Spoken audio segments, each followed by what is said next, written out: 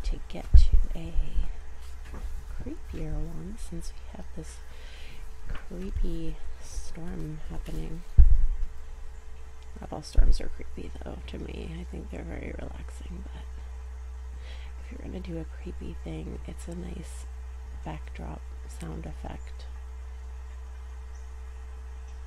Okay.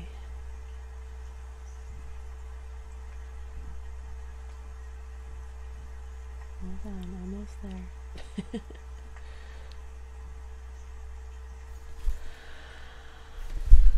Okay, so there were two that are interesting to me that I was going to kind of go over today. And one was about a very, very sick individual who moved here because if people don't grow up here, sick people move here. Okay, so I have, excuse me. I have the human incineration in St. Petersburg. So it says one of the most baffling of all unexplained phenomena is SHC, or spontaneous human combustion. This is when the human body or some part of it suddenly bursts into flames. In many cases, the body is totally reduced to ashes by intense burning, but with little or no heat damage to surrounding objects. Reports of SHC go back hundreds of years, with several accounts appearing in 17th century medical journals. Charles Dickens wrote about it in his novel Bleak House, in which he describes the death of a villainous character named Krook. His charred remains are discovered in his squalid room. There is a smoldering, suffocating vapor in the room, and a dark, greasy coating on the walls and ceiling. Call the death by any name. It is the same death eternally, inborn, inbred, engendered in the corrupted humors of the vicious body itself. Spontaneous combustion. Skeptics refuse to believe that the human body can incarcerate itself. I can't stop saying incarcerate. They refuse to believe that the body can incinerate itself. But for a moment, let's consider some facts. We humans stuff all kinds of flammables into our systems. Alcohol, fats, certain medications, gas-producing foods. Beware of beans. Intestinal gases can be like methane gas produced by decaying biomass. And look at the biological makeup of the human body. It contains large amounts of fat, oil, phosphorus, and other substances that will burn. Any cook can attest to the persistence of a grease fire in the kitchen. We also consume large quantities of oxygen, which is needed to sustain both life and fire. Add an effect from the Fire Protection Manual, which states that the human body can accumulate several thousand volts of static electricity. Considering all of this, we could be walking combustibles just waiting for ignition. One of the world's best documented cases of SHC is that of Mary Reeser, 67, of St. Petersburg, Florida. On the morning of July 1951, her landlady went to Mrs. Reeser's apartment to deliver a telegram and found the door handle extremely hot. Fearing that the landlady was on fire, the apartment was on fire, she yelled for help. Hearing the landlady's pleas, two painters working next door ran to her aid. They opened the door, and they were hit with a rush of hot air. The two men immediately went inside to rescue Mrs. Reeser, but she was nowhere to be found.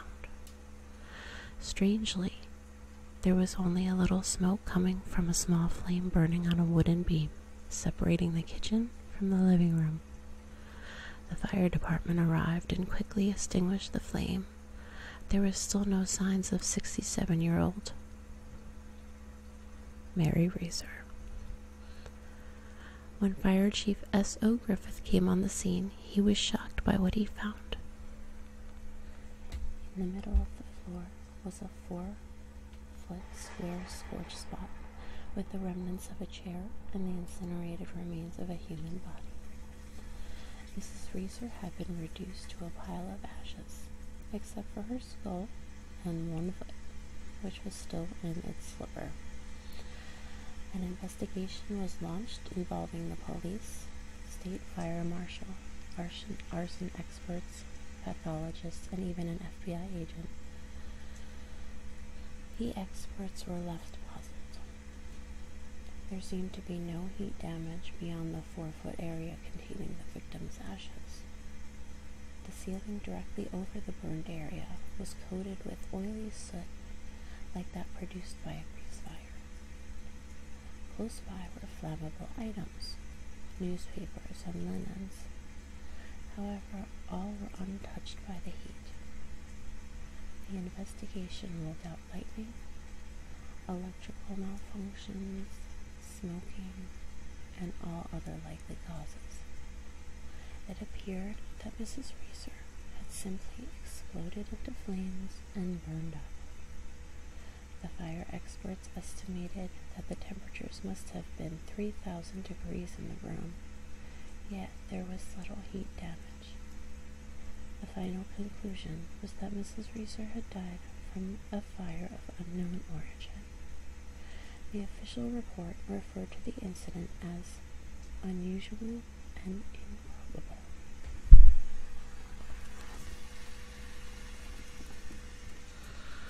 So, what do you think about that one? I've always thought that that was an interesting sort of scientifically semi-explainable thing. So then there is this man, this Count von Cosel, and his immortal love. This story bothers me immensely. So during the Great Depression, Count Karl von Cosel, a 50-something German immigrant, worked as an X-ray technician at the U.S. Marine Hospital in Key West. Actually, he was not a count, and his name was not Karl von Cosel. It was Karl Tanzler, but he did come from Germany, where his ex-wife and 2 daughters lived. The so-called count made many claims. He had 9 university degrees, had been a submarine captain, and was an electrical inventor. In truth, he was a lonely man living in a fantasy world. While working in the Marine Hospital, he met a 22-year-old patient named Elena Hoyos, a beautiful Cuban. She had been an entertainer before contracting tuberculosis. Von Cosel fell in love with her, even though she consistently resisted his advances. From her X-ray reports, von Cosel knew that she only had a short time to live. He convinced the young patient that he could cure her with special X-ray machines combined with daily doses of a certain tonic made from gold and water. Von Cosel began administering his miraculous treatments to Elena, along with the proposal of marriage. But despite his promises to restore her health, her disease progressed, and she eventually died. She was buried in an ordinary grave, but von Cosel obtained permission from her family to move her body to a nice stone mausoleum. During the move, he discovered that Elena's body had never been embalmed and was in a horrible state of decay. The bereaved lover hired a local mortician to clean and fix up the body before placing it in the new tomb. What the family did not know was that von Cosel had the only key to the crypt. Von Cosel became morbidly obsessed with Elena and secretly visited her in the crypt every night, bringing gifts and flowers. According to some accounts, he installed a telephone in her tomb so he could talk to her. He believed that she could communicate with him through voice and song. After 2 years, von Cosel removed Elena's remains from her tomb and took them to a makeshift laboratory he had built inside the wingless fuselage of an old airplane behind the Marine Hospital. There he began working on her corpse, wiring it together using wax, plaster of Paris, and glass eyes to restore her to life. When he learned that the military planned to move the fuselage, he secretly transported the corpse to his house on Flagler Street. He dressed Elena in a wedding dress and often slept with her as his wife. To keep her body preserved, he rubbed it with various oils, chemicals, and perfumes to mask the odor of decomposition. He continued restoring her facial features using mortician's wax. Local folks became suspicious that something strange was going on when von Cosel kept buying perfume and women's clothing, and when a newspaper boy reported he had seen the Count through a window dancing with a big doll. This started Frankenstein-like rumors circulating around town, which quickly led to gossip that Elena's corpse was inside von Cosel's house. The girl's family was now up in arms, and von Cosel reluctantly agreed to allow Elena's sister Nana into his house. When Nana saw the corpse dressed in a wedding gown and propped up in a chair, that was it. She immediately went to the police. Count von Cosel was arrested and charged with grave robbing and abusing a corpse. But by the time the case went to trial, the statute of limitations had run out, and no sentence was imposed. During the trial, von Cosel told the court he had planned to use an airship to take him and Elena to the stratosphere, so radiation could penetrate her tissues and restore her to life.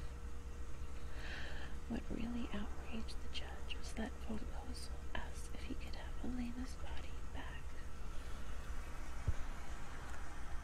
Because there had been so much publicity about the case, officials decided to put Elena's corpse on public display at the local funeral home so the curious could view it.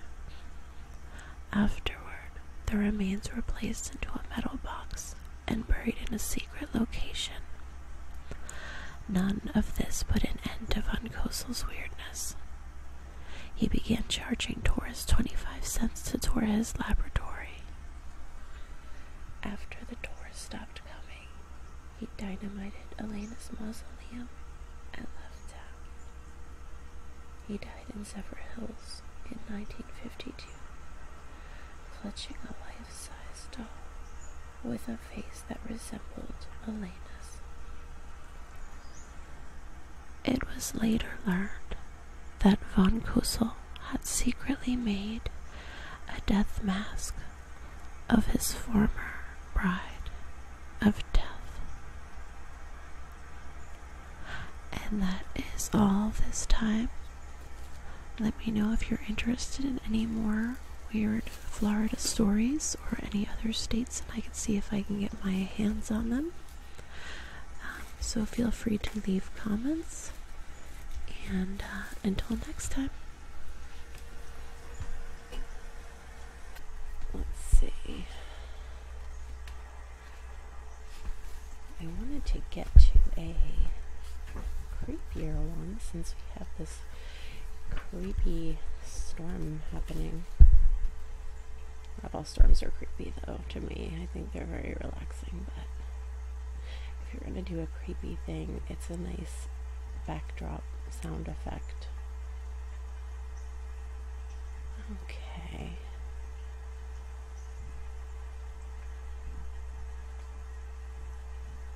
Hold on, almost there.